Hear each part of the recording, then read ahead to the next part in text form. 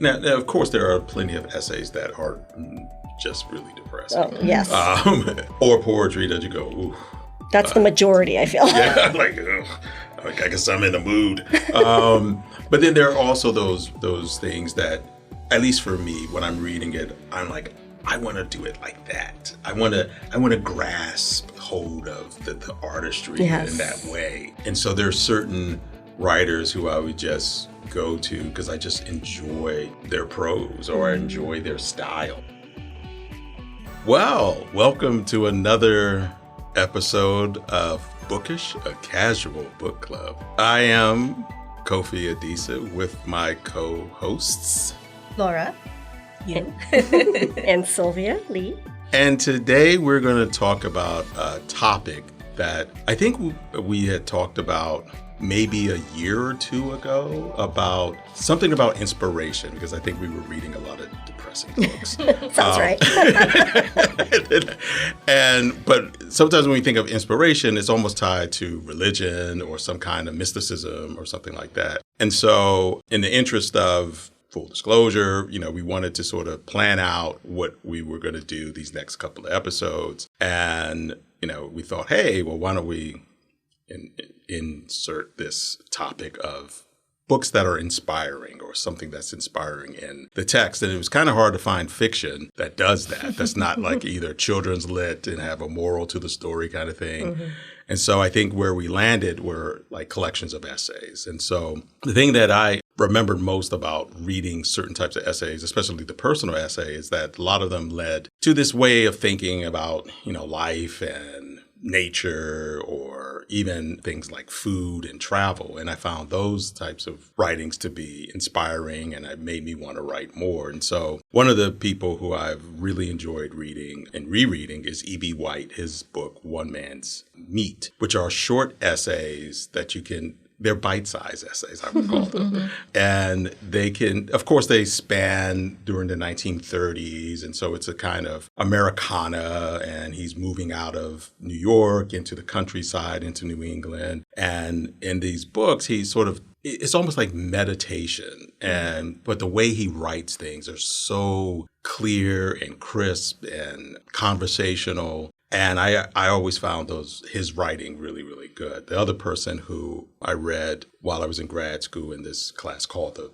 personal essay, and the professor was named Sam Pickering Jr., and he was an essay writer, and he writes funny little essays about New England and his life. But the one book we read by MFK Fisher, Alphabet of Gourmet, I just loved her writing as well because it's centered around food. And her first A was for basically eating alone and how she categorized the indulgence of eating by yourself. Yeah. And I found it's not a long essay. She's also the person who David Foster Wallace, his article about the lobster was kind of connected to her article or her essay about the oyster. And it's just interesting way in which food is discussed in this sort of social context. Of course, these are, white people, but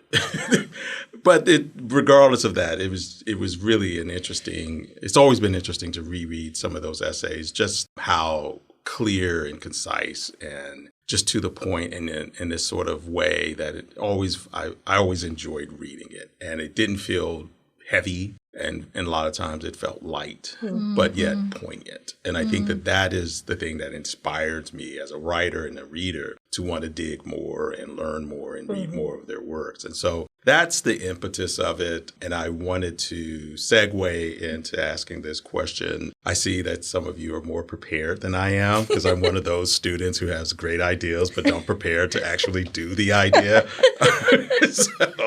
So when you thought about inspiring writers or inspiring texts, what came to your mind? I'll start with you, Laura, since you're next to me. You're the closest to me. Yeah, so when we were chatting on texting about this topic idea and, you said things like inspiring things that are joyful or delight or happiness, I think is the word that you used. And it was so interesting that like we couldn't come up with any like novels that we could say were delightful to read. If you all remember my thoughts on A Little Life, that was a complete opposite of delightful. So the first book that I thought of was The Book of Delights by Ross Gay. And these are these micro essays, as you say. And it's interesting, you talk about in the beginning of your talk, Kofi, you talked about this idea of religious inspiration, right? So actually, I want to read you guys a really, really, really short micro essay from this. And it's called Church Poets. He writes, "It might betray something about my religiosity that when I saw the announcement on the church's marquee, somehow I think marquee is the wrong word, forbidden fruit creates many jams, I did not for even half a second consider jam meaning problem, jam meaning blockage, jam meaning trouble, nor did I immediately consider jam meaning party or celebration. I thought they were having a jam sale, fundraiser, which in retrospect, I have never seen, though it's a good idea." And so this like snippet of like it's a snapshot of a moment in that person's day, right? Where this thought came to him. And I love that, like this idea of like sometimes when we mishear something or misread something, there's something not just funny, but maybe also poignant that can come out of that moment. So this book is just so full of these moments. And there's so many that I wish I could read them to you. But I highly recommend this book. It is delightful. Now, are they all just moments of happiness? No. Like some of the moments are not happy. It's about something sad or something. But I think which one you read, you come away feeling like a little tug, like in your heartstring or whatever. So that was the one that I thought of. And the other thing I thought of was, again, nonfiction, but I think I read this in a book club, but it's a memoir by Abigail Thomas. And I don't actually know her other works. I think she's a writer, but she has a memoir called What Comes Next and How to Like It. And this is also a collection of these micro essays, little snapshots from her life with her family. She talks about creativity. I think she's a painter as well. So it was just interesting to note that books about real life, right, are more delightful and joyful and bring us happiness maybe than any novel that we could think of, right? Like they're not joyful. Yeah. And also as a reminder, remember early when we were talking about like, what do we want to talk about at this next episode? Remember I said, hey guys, remember we wanted to do an episode on like books that are traumatic? So I'm glad we didn't do that. I'm glad Kofi said, no, let's do happiness. let's see a little bit lighter. Yeah. We swung the other way. So yeah. No, I think it's exactly what we needed. But to your point about why it was so hard for us to think about like novels that are purely like joyful or kind of with that tone of that micro essay you just read, Laura, I think we're talking about how central to a novel or a work of fiction, you have to have some kind of conflict, whether it's inner conflict or external conflict. It's what drives the story. But then I was thinking about, right before we started recording, I was thinking about Shakespeare and the tragedies that he wrote. He was so good at writing them, right? But then also like Twelfth Night and how I was wondering, like, has this been a question that writers have been asking probably forever, right? Which is how do you balance both of those things? I brought a poem, right? Because poetry is notorious for having this sort of moody and depressing reputation, right? And certainly I would say the vast majority of poetry is like that. But I think there are a lot of poems that are specifically for the purpose of celebration, right? You have a eulogy or you have a poetry to mark a momentous occasion. Amanda Gorman, for example, I think, delivered a beautifully uplifting poem that I think a lot of people were like, oh, wow, I didn't know poetry could do that, right? So I think there's a lot of poetry that does that. However, back to your point about like there's a poignancy to even like the quote unquote happy or inspirational things. I was remembering one of our colleagues and how he read to us one of his works that spoke to this, I think it's a Japanese term called like mono no aware or something to that effect, where it's like how everything that's beautiful is tinged with a little bit of sadness, right? And doesn't mean that takes away from the beauty or the appreciation of the beauty, but that appreciation is like only made whole by understanding that things are temporal, right? That things, like it's autumn right now and we're seeing the leaves turn color, but as you're appreciating that, you're also appreciating it with the realization that it's going to go away. Yeah, so that's kind of been like a little bit on my mind since we talked about this idea of inspiration. I'm going to read a poem, though, that is a little bit closer to home because, I feel like after I turned 40, right, my body just started this rapid descent into my joints are like looser, like my knees are creakier, like it's not good. And that can be a depressing sort of thing, right? But again, kind of in keeping with this, I guess, observational humor. But it's also a little bit sad, but it's funny because it's so sad. I thought I would read a poem called Vertigo by the Australian poet Les Murray, who passed away a couple of years ago. But he was really good at observing the natural world, and his observations were just sometimes very matter-of-fact, sometimes fueled by rage, sometimes fueled by comedy, but some of his comedic poems really capture like some of these natural tendencies, like aging. So this one's called Vertigo. Last time I fell in a shower room, I bled like a tumbril dandy, and the hotel longed to be rid of me. Taken to the town clinic, I described how I tripped on a steel rim and found my head in the wardrobe. Scalp sewn and knotted and flagged, I thanked the Frau Doctor and fled, wishing the grab bar of age might be bolted to all civilization, and thinking of Rome's 8th hill heaped up out of broken amphorae. When any time after 60, or any time before, you stumble over 2 stairs and club your forehead on rake or hoe, bricks or fuel drums, that's the time to call the purveyor of steel pipe and indoor railings.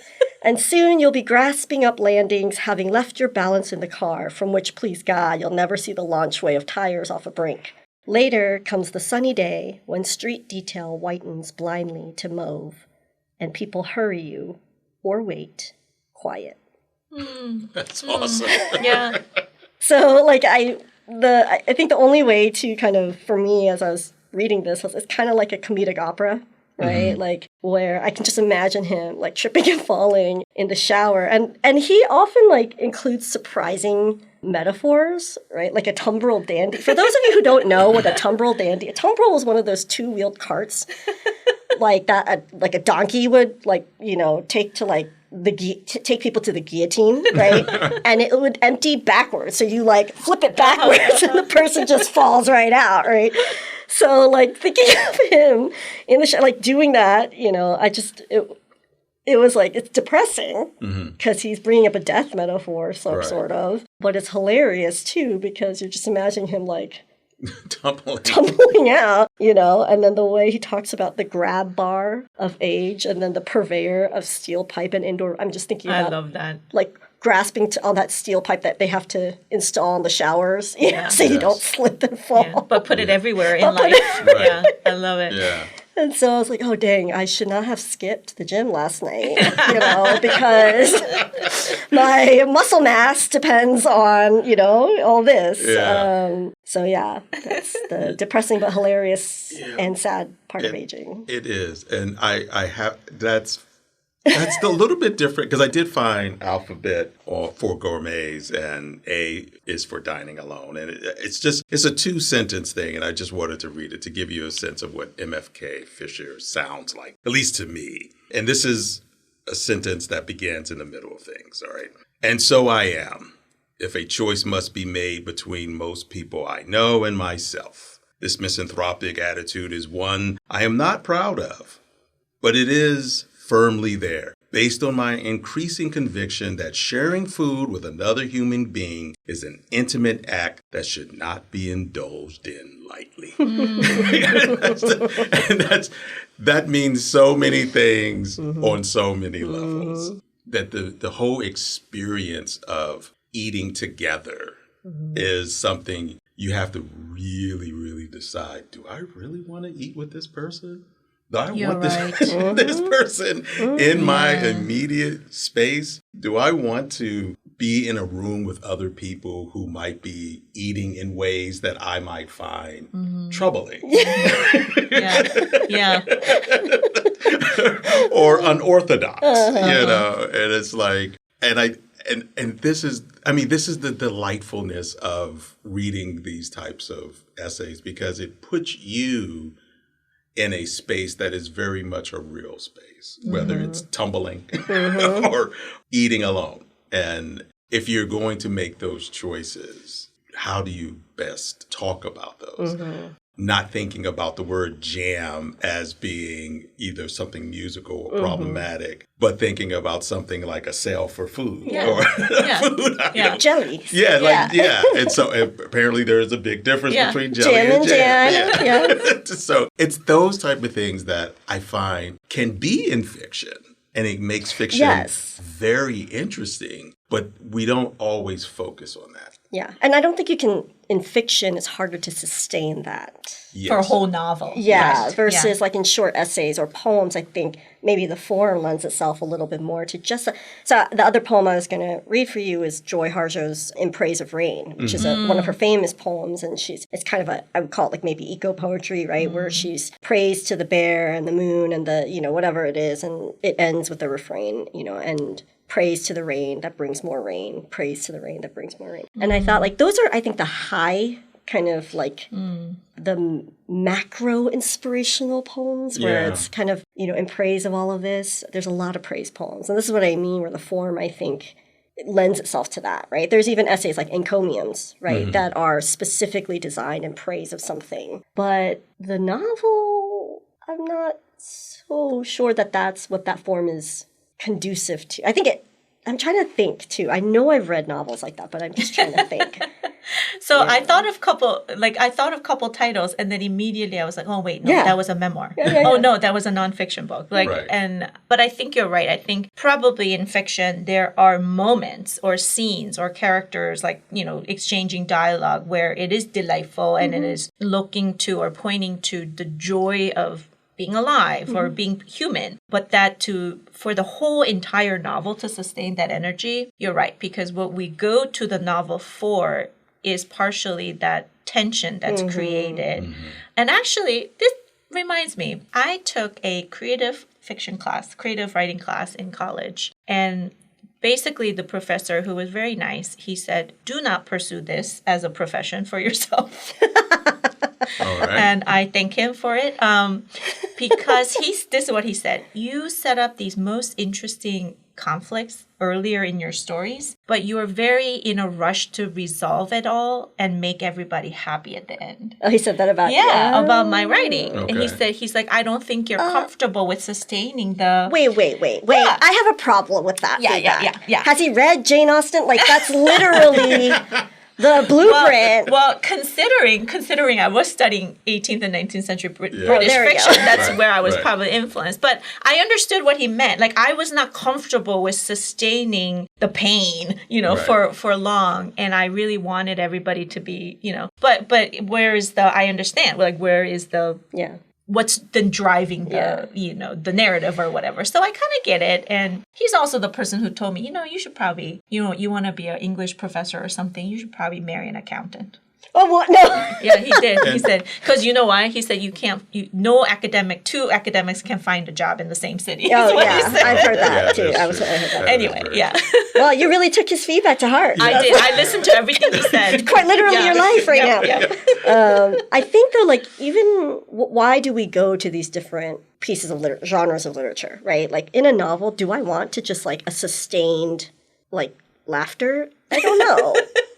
Like, I want a little bit of, I want to laugh, I want to cry, I want to be angry. You just kind of want the gamut. Like, even I was thinking of when we read Erasure by Percival Everett. There were moments in that novel where I was just, like, cracking up. It was hilarious. And then moments where I was like, like, that's so tragic. The same with James as well. Same with James. And there's trauma in that, too, And so it was a little bit of both. And I think there's something that I go to reflect reality in that, in the same way that poem I just read by Les Murray also has a little bit of, like, it's tinged, like we're talking about. Everything is tinged with just a little bit of some kind of poignancy, a little bit of Yeah. Yeah, it's almost like we see, and this is, bear with me for a second.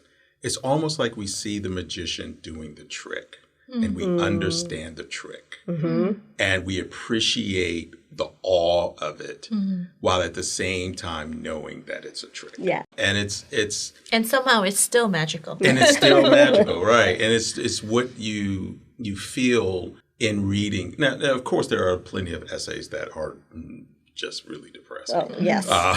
Or poetry that you go, ooh. That's the majority, I feel. Yeah, like, ugh, I guess I'm in a mood. But then there are also those things that, at least for me, when I'm reading it, I'm like, I want to do it like that. I want to grasp hold of the artistry in that way. And so there's certain writers who I would just go to because I just enjoy their prose or I enjoy their style. And it's the same with fiction as well. I mean, it's not that's not there. But I was thinking about with the whole Jane Austen thing. Yeah, they end happily, but that middle section is not good. It's messy. It's messy. It's pretty messed up over there. It is. But she resolves it pretty quickly. Yeah. It's like, oh, his uncle died, and now you've inherited his wealth, and now you guys can get married. Exactly. It's very, That's right. it's, Or, I mean, I guess I kind of liked Wuthering Heights was from one of the Brontes. That was, Yeah. That's a different. They don't. That does not end. That ends with like, I'm going to haunt your ass until now, from now until eternity, and you're going to be miserable without me. Yeah. That's true too. I'm thinking of what you said earlier, Sylvia, about that sort of like something that is happy, but there's always little tinge of sadness or the other side of it, the shady part of it or whatever. And it reminded me, with my class just last week, they were reading Ursula Le Guin's The Ones Who Walk Away from Omelas, and which is about, this story about this utopian city where everyone is happy and everything is joyful and delightful and amazing and awesome. But the town's secret is that there is a child locked up in the basement and he suffers all kinds of indignities, but it's a trade-off, and there's no explanation, obviously, why he has to be there, but it just is. And the question about like some people everyone who at a certain age in Omelas is shown the child, I guess, to say, so appreciate what you have. But as the title of the story goes, some people walk away because they can't. They can't, right? So my students were writing about the trade-off, the sort of the yin-yang of joy and sadness, or, happiness versus trauma and things like that. And can we not imagine a world where we don't have to have trauma or sadness or pain, but they generally, students seem to accept it as, well, it is what it is, right? And it must be, not that we want it to be, but that it must be. That's sort of the natural order of things. So I think that's interesting idea that, even when we're reading happy things, sometimes the realization has to do with something that maybe is sad, right? It's a fact of life, They can't have sunlight, pure sunlight all the time. You need some shade. Yes. Right? Yes, and oftentimes you can find the best joy and respite in that shade, right? I think it is a balance. But it kind of, your students are grappling, and that story grapples with these very philosophical questions that have been at the cornerstone of a lot of religious philosophy, even, the question of evil, right? Can it exist without good and all this other stuff? But I think what we see play out in writing is always that, right? The idea of like joy, inspiration, humor. But there's like you're right, there's like a tacit realization that something somewhere out there is not right. Right. And it won't be. And yet, can you still enjoy what it is that you're... I think, I don't know, years ago, my friend group, we came across this list of like 10 must-read Korean American novels or fiction or something. And we were like, okay, let's take this year to read all of them. And oh my gosh, by book like 4 or 5 or something, we were like, oh my gosh, why does every immigrant story have to be about trauma? I'm tired of generational trauma. Can we have some joy? So true. Here. Well, I was part of that group. Yeah. And I was actually, the other poem I was going to bring, and I want to, I know we got to wrap up, but like the other poem I was going to bring was from Su Hong's Bodega. And in it, it's kind of about like an immigrant upbringing, but in it, there's this one little poem. It's very short, and I should have brought it with me. But the whole poem, and I wager you all and some of our listeners will relate is this brother and sister who are latchkey kids. This poem's called Latchkey. Okay. And the brother and sister who are latchkey kids, and basically it's like all the shenanigans that they are able to do, and then the moment they hear their parents' car coming into the driveway, it's like, oh crap! And then you run and you pretend like you're doing stuff, you do the stuff you're supposed to be doing, and then you just, they come in and you look like you're studying and practicing the piano, and then that's kind of the routine. Oh, okay, yeah, that's a good, delightful memory of being immigrant family. Like, But I think, but that's like, I don't think if you are looking on the outside in a different cultural context, some people might be like, oh my God, you are the child from Omelas. How sad, your parents left you and you had to fend for yourselves and all this stuff. And I mean, but you got, there was some fun to it. Yeah, this is sort of tangential to what you're saying. Actually, being a latchkey kid was an opportunity to be imaginative. Yes. Because you had to have your own fun, and it was conditioned by the house or where you were a latchkey kid. And, me and my sister used to make a mess of the house. Oh, yeah. And lose track of time. And, my mom would come home and be like, what are you doing? Yeah. And it's like, nothing. Anyway, well. Sure. Thank you for indulging in this idea of inspiration, and whether it's poetry or essays. I encourage and invite all our listeners to find some piece of joy in your literature reading. It doesn't necessarily have to be something profound, but it will be profound if you enjoy it. And you can get this podcast from any place you have podcasts.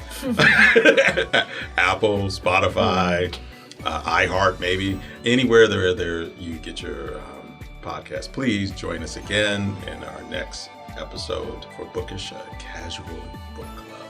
Thank you. Goodbye. Bye. Thanks for listening to Dragon Podcasts. Connect with us at podbean.com/dragonpodcasts.